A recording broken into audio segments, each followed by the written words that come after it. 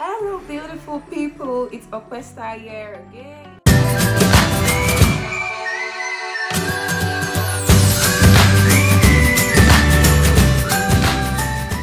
Welcome to my YouTube channel, and today I'm going to be telling you about the top 10 cultural shocks that that shook me when I got here.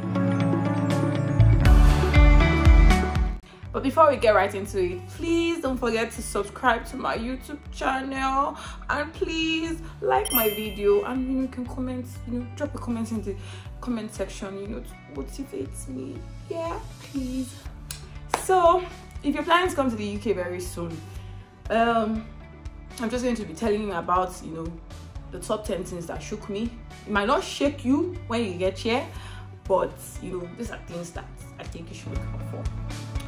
And number one on the list is the weather. Like, you've heard about it so much. The UK is cold, or the US is cold. Bring your jacket, bring your glove.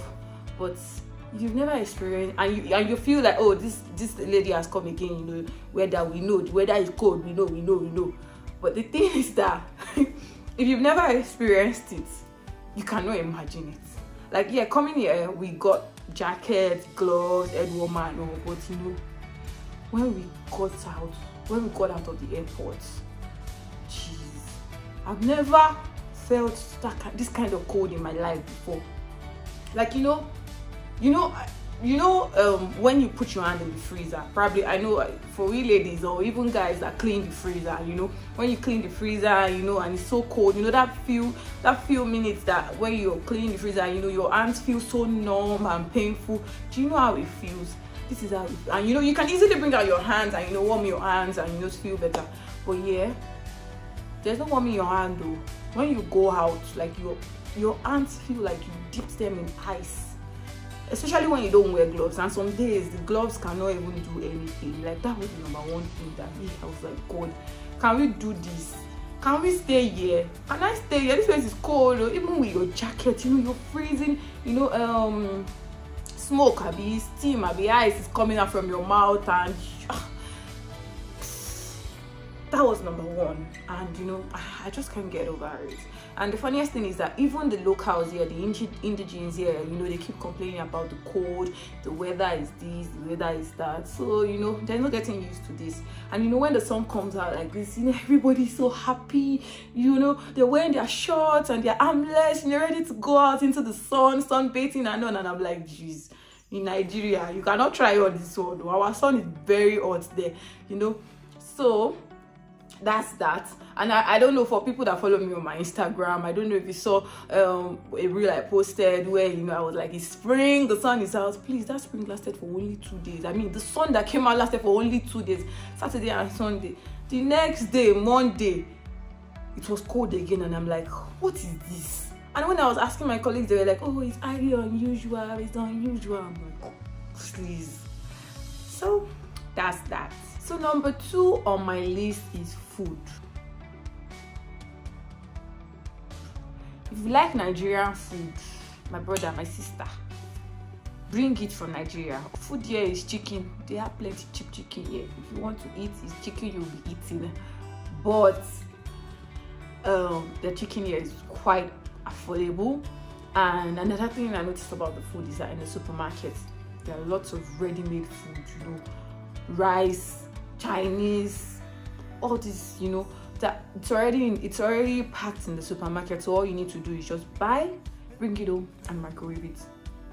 But as a Nigerian, salt and pepper is not inside. So if you want to buy their microwave food, you need to buy, you need to bring salt and pepper and use it to mix it and make it more edible for you. But the 3rd thing that it still shakes me now is the road. In Nigeria, I used to looking left, looking right, looking left again, then you cross. But here it's the opposite. So when you get on the road, you're looking left, expecting to see vehicles coming, and you see vehicles coming from the other side, and you're like, no, you're supposed to look at this direction. And for somebody that lived in Lagos for a very long time, your brain is already used to this particular way of crossing the road, But yeah, vehicles, vehicles don't come the usual way it does in Nigeria. You understand what I'm saying? It's the right hand side because they drive on the right hand side, so it's the right, the left, and the right. Up to now, I'm still not used to it, but it's not so much of a hassle, but it's something that you unconsciously need to unlearn. That then the roads are so small here, very tiny roads, and they have big buses for transportation. So you might be standing on the road and you see this bus trying to turn in one road, and you'll be so scared, thinking that this one will not jam me like this, that kind of thing. So the roads are really narrow, yeah. And they have bicycle lanes too, yeah. I remember the very first time I was just walking on the road and one bicycle guy was coming, and I was like, this one cannot see me on the road, And I looked at the ground and I saw, they drew a picture of a bicycle on the road. I'm like, oh, this is a bicycle lane. And, I hopped onto the other side of the road. And that also needs a bit of getting used to, because I still do it sometimes. I'll just be walking, not knowing that I'm on a bicycle lane. And, this guy on bicycle will be coming as if he wants to jam me. And I'm like, oh, okay, sorry, I'm going to leave your lane. That kind of thing. So I think that's that about the road. The road network, the way the road works here is quite different from how it is in Lagos. The next thing on my list that still takes me, I'm not still quite used to it, different from the way we do it in Nigeria, is shopping. Like when we go to shop for groceries and all, you tend to yourself. Like there are machines there where when you pick your groceries, you just take it to the machine, scan it, pay. Nobody's going to attend to you unless you have an issue and you call somebody to come and attend to you. But you do all this yourself. I'm going to post a video of me grocery shopping, and you're going to see what I'm talking about, because I don't know how to explain it, but a video will be better for me. It will be better for me to explain through a video. And also, they don't need to give you nylon. No, if you go and buy groceries and you do not carry your nylon, you buy nylon for 10 pence or 20 pence. Yeah, it's not so expensive. But imagine buying nylon every time, 10 pence nylon or 20 pence nylon every. Then you have, a drawer of nylons, shopping bags in your house, and every time you go shopping, you still have to buy another one. Like, it's really annoying. So they won't give you shopping bag. You buy your shopping bag, or you put it in your school bag, and you see people. Sometimes when I go shop, like just buy a bit of bread and egg, and I forgot to take a shopping bag.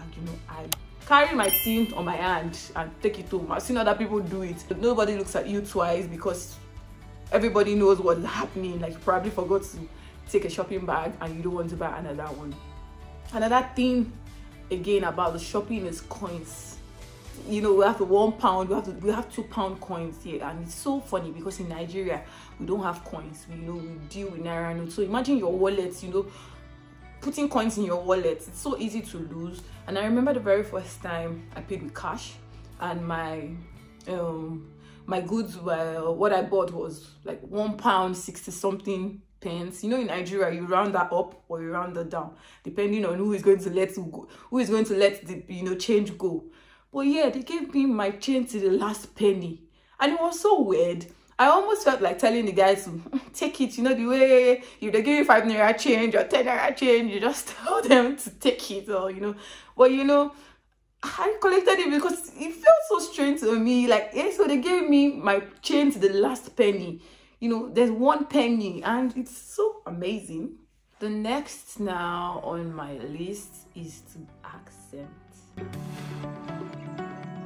And I think this should have been number 1 or number 2 after the weather.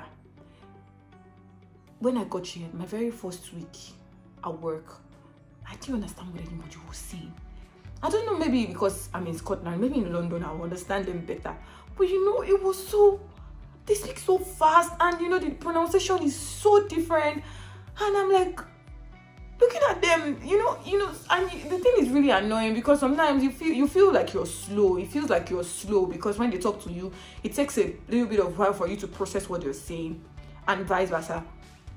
They also don't understand you when you talk, and they're like, pardon, can you take that again? And it goes both ways. But because they are the majority, I feel slow, not being able to understand what they say to me. But you know, with time now I understand better.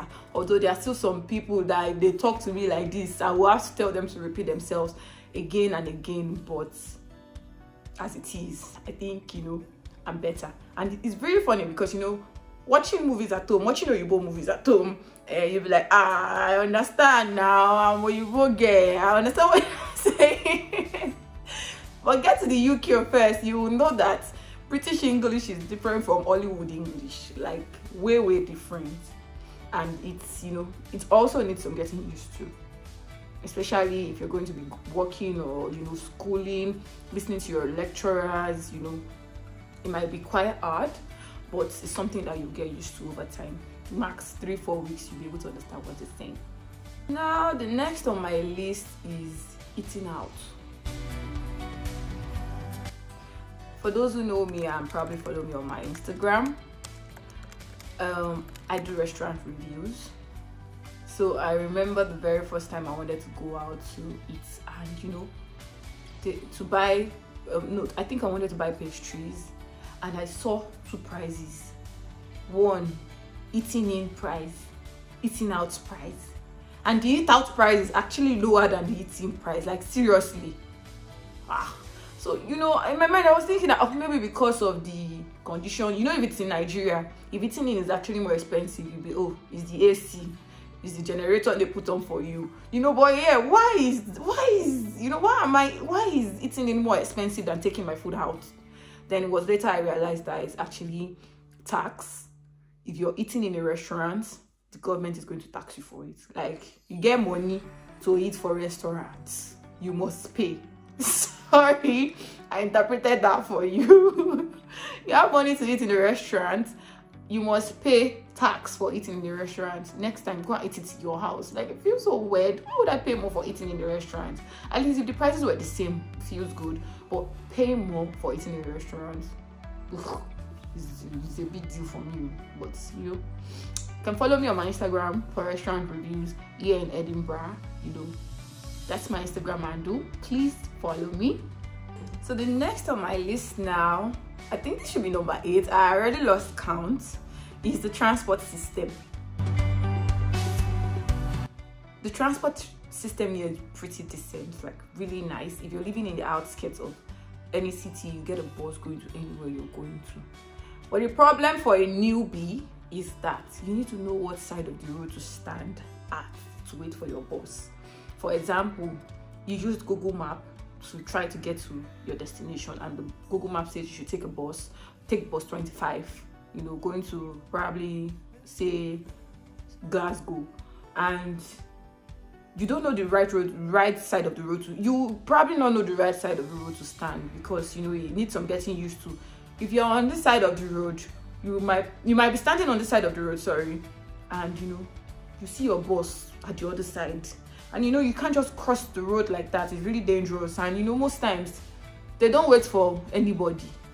Once people have gotten down from the bus and the people at the bus stop have entered, they zoom off.